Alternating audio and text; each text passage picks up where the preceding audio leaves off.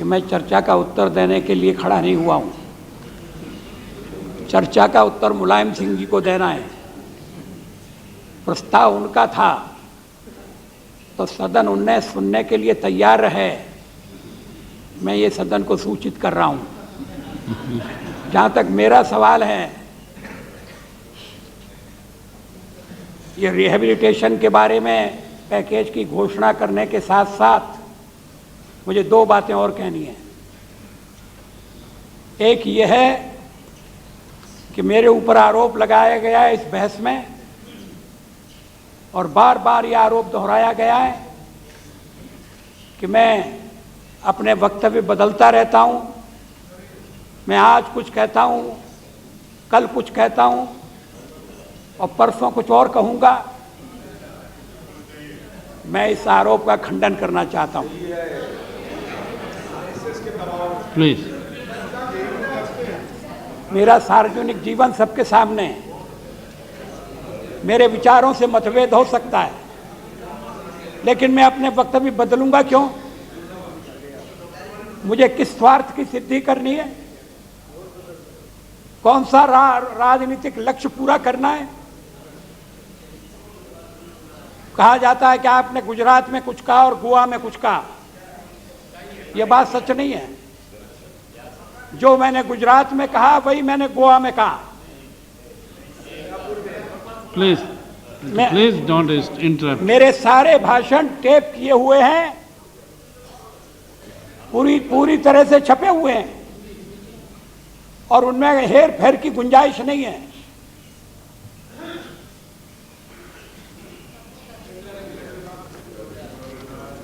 जो मैंने कहा वो मैं उद्धृत करना चाहता हूं। मेरे ऊपर आरोप है कि मैंने इस्लाम का विरोध किया, और यह भी मेरे ऊपर आरोप है कि मैंने मुसलमानों का विरोध किया। ऐसा लगता है कि जिंदगी की सारी कमाई यही खत्म होने जा रही है। मेरा कोई विरोधी इस तरह का आरोप मेरे ऊपर लगाए, इसे मैं अपने लिए लांछन समझता हूं। जीवन में कभी मैंने भेदभाव नहीं किया, न धर्म के आधार पर, न जन्म के आधार पर, न जाति के आधार पर। लेकिन आज ये राजनीति का चक्र ऐसा है जो मेरी सारी प्रतिष्ठा को पीस रहा है। मुझे दुख होता है। मैंने जो कुछ कहा। Please Ramdas, please don't interrupt. इस्लाम के बारे में मैंने जो कुछ कहा वो इस प्रकार है। इस्लाम के दो रूप हैं। एक इस्लाम ऐसा है जो सबको सहन करता है, जो सच्चाई के रास्ते पर चलने की सीख देता है, जो संवेदना और दया सिखाता है। लेकिन आजकल जिस इस्लाम को लेकर जो मिलिटेंसी अपनाई जा रही है, उसमें सहिष्णुता के लिए कोई स्थान नहीं है। वो जिहाद के नारे पर चलता है और सारी दुनिया को अपने सांचे में ढालने का सपना देखता है। आपको ये सुनकर ताज्जुब होगा, और मुझे भी वहां ताज्जुब हुआ। ये मैं अपनी यात्रा की बात कर रहा हूं। मैं गया था सिंगापुर और कंबोडिया। आपको सुनकर ताज्जुब होगा, और मुझे भी वहां ताज्जुब हुआ कि सिंगापुर में अल कायदा के कुछ आतंकवादी पकड़े गए। सिंगापुर के शासक कभी सोच भी नहीं सकते थे कि उनके देश में भी अल कायदा सक्रिय होगी, उनके देश में भी अल कायदा षड्यंत्र रचेगी। 15-16 लोग पकड़े गए और गुप्त जांच चल रही है। इससे सच्चाई का पता लगाया जाए। यही इंडोनेशिया में हो रहा है, यही मलेशिया में हो रहा है। जहां जहां ऐसे मुसलमान हैं वे मिलकर रहना नहीं चाहते, औरों के साथ घुलना मिलना नहीं चाहते, और शांतिपूर्ण ढंग से अपना प्रचार करने की बजाय आतंक से, भय से, डरा धमका कर अपने मत का प्रचार करना चाहते हैं। दुनिया इस खतरे के प्रति जागरूक हो गई है। इसमें क्या आपत्ति की बात है? मगर इसके साथ एक आरोप और जुड़ा हुआ है कि मैं मुस्लिम इस्लामिक फंडामेंटलिज्म की तो आलोचना करता हूं, मगर हिंदू फंडामेंटलिज्म की आलोचना नहीं करता, ये भी गलत है। अभी थोड़े दिन पहले श्री मलकानी द्वारा लिखित इंडिया फर्स्ट किताब का मुझे विमोचन करना पड़ा, उसमें मैंने भाषण दिया। वो किताब में हिंदुत्व का गुणगान है, मगर मैंने कहा कि हिंदुत्व उदार होना चाहिए, उदात्त होना चाहिए। अगर हिंदुत्व की हम बात करें तो मुझे विवेकानंद का हिंदुत्व पसंद है और संकुचित संकीर्ण हिंदुत्व पसंद नहीं है।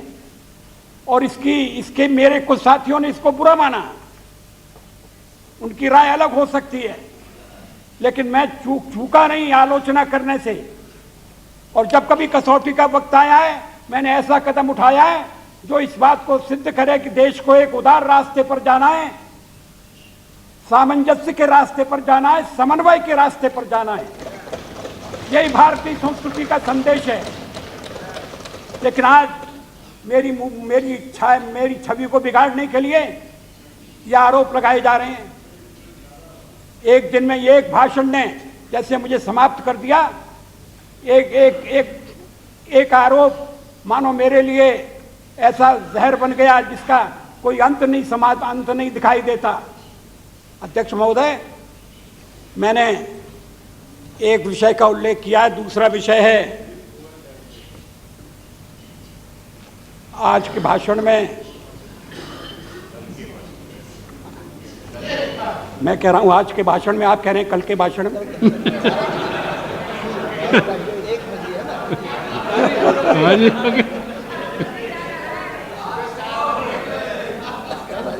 विरोधी दल की नेत्री ने अपने भाषण में मेरा उल्लेख किया था।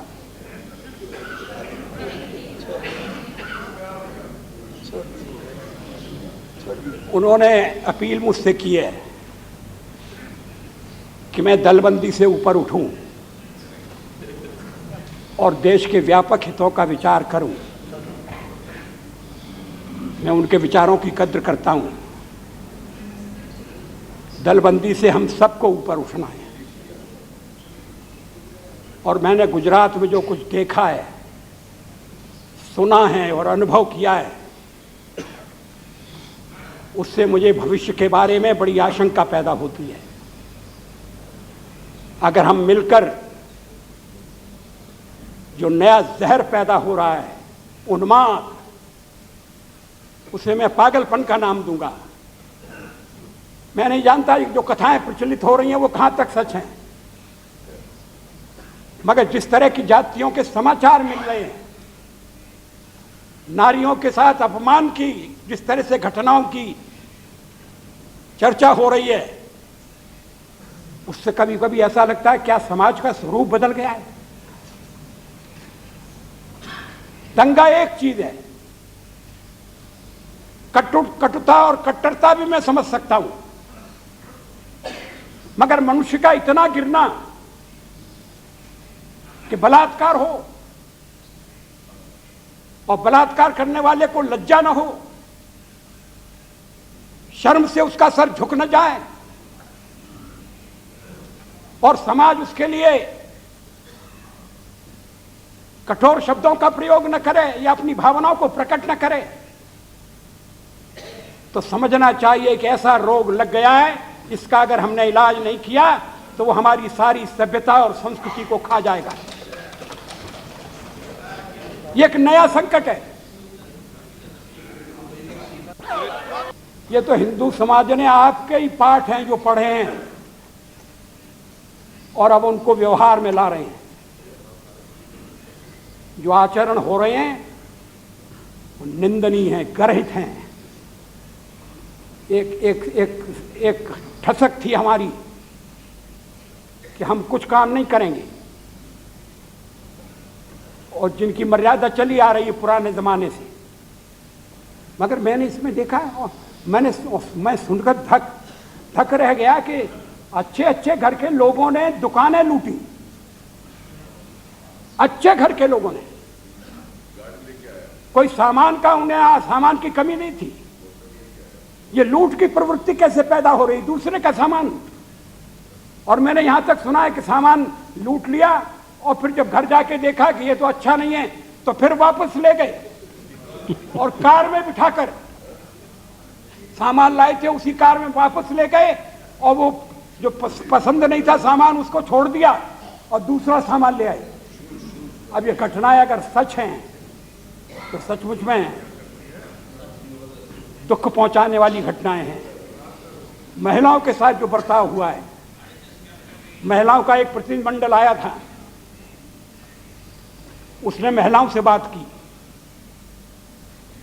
उन्होंने एक शर्त लगाई कि हमारी आपकी बात जीत तब होगी जब यहां कोई अखबार वाला नहीं होगा और लाउड स्पीकर नहीं होगा, टीवी नहीं होगा, महिलाओं और कोई पुरुष भी नहीं होगा। महिलाओं का प्रतिनिधिमंडल आया है तो वो महिलाओं से बात करेगा। और महिलाओं से बातें हुई और जो बातें करके गई उनसे मैंने पूछा कि जो कथाएं प्रचलित हो रही हैं, जो किस्से बताए जा रहे हैं, उनमें कहां तक सच्चाई है। तो मुझे बताया गया कि उसमें सच्चाई जरूर है, लेकिन थोड़ी है, उसको बढ़ा चढ़ाकर पेश किया जा रहा है। ये दुर्भाग्य की बात है। वो एक अलग पहलू है। इस सारे गुजरात के कांड में मीडिया की जो भूमिका रही है उस पर गंभीरता से विचार करने की जरूरत है। आप कहेंगे कि ये मीडिया की आलोचना कर रहे हैं। आग में जले हुए लोगों की लाशों का प्रदर्शन करना केवल समाचार के रूप में नहीं, समाचार तो एक बार दिया जा सकता है, लेकिन उसको लगातार दिखाना, रोज घटनाएं घट रही हैं तो उनको रोकना चाहिए। हाँ, रोक रहे हैं, ये हम सबका काम है कि हम उन्हें रोकें। लेकिन जिन लोगों पर मीडिया भी इसमें सहायक हो सकता है, प्लीज मीडिया को भी अपनी भूमिका निभाना है। मीडिया को हम नियंत्रित नहीं करना चाहते। मीडिया चलाने वाले स्वयं बैठें और सोचें कि उनके लिए क्या आचार संहिता होनी चाहिए। पहले ऐसा तय हुआ था कि सांप्रदायिक दंगों के समय में लोगों के नाम नहीं दिए जाएंगे, ये नहीं बताया जाएगा कितने मुसलमान मरे, कितने हिंदू मरे। आजकल तो ये कोई मर्यादा नहीं है। क्या इससे सांप्रदायिकता नहीं फैलती? तो इसके लिए भी कोई आचार की कोई पद्धति हो सकती है और इसको सब मिलकर तय करें। अभी तक तो आप लोग प्रधान, सोनिया जी ने अपने भाषण में मुझसे कहा है कि मैं दलबंदी से ऊपर उठूं। मैं उठना चाहता हूं, लेकिन मैं अकेला नहीं उठ सकता। उसके लिए सोनिया जी को भी मेरे साथ उठना पड़ेगा। दलबंदी अगर छोड़ना है तो सब छोड़ें। अगर राष्ट्र सर्वोपरि है, इंडिया फर्स्ट, तो फिर आइए। क्या किया था आप लोग? कुछ नहीं किया। शुरू किया आपने शुरू किया। हाँ, आपने ही शुरू किया है।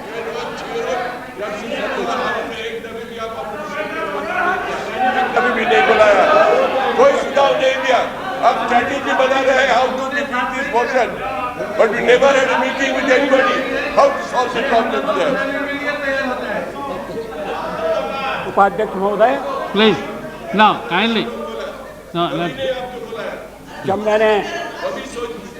जब मैंने ये बात कही कि अगर साबरमती एक्सप्रेस में जले हुए लोगों के बारे में सदन इकट्ठा होकर एक स्वर से प्रबल शब्दों में निंदा करता तो शायद दूसरे दिन की घटनाएं नहीं होती। और ये विचार केवल मेरा नहीं था। आज चंद्रशेखर जी यहाँ बैठे हुए हैं, इसलिए मैं उनके सामने कह रहा हूँ। उन्होंने ये बात उस दिन कही थी कि देखिए, वो उस दिन रोकना चाहते थे। चंद्रशेखर जी उस दिन जो संसद की बैठक भंग हो गई थी शोर शराबे के कारण, उसको चाहते थे कि इकट्ठी रहे और उस साबरमती साबरमती ट्रेन के दुर्घटना के बारे में कहें, लेकिन सेशन नहीं हो सका। नहीं, और सोनिया जी ने कहा कि आपको किसने रोका था सेशन करने से? मैं तो अकेला सेशन नहीं कर सकता।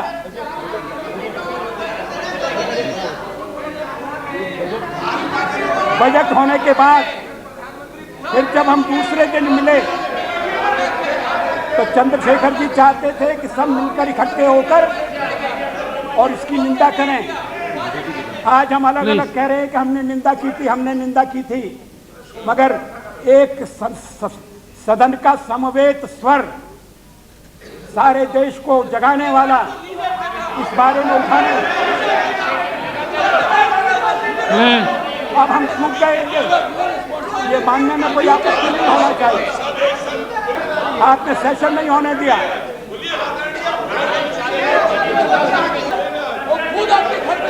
कार्य स्थगन प्रस्ताव की जरूरत नहीं थी। आपने नहीं बुलाई। कार्य स्थगन प्रस्ताव तो सत्ता पक्ष और विपक्ष को बांटता है। अगर दुर्घटना की या हम मीटिंग नहीं बुलाया, आप सदन चल रहा था उसको चलने नहीं दिया।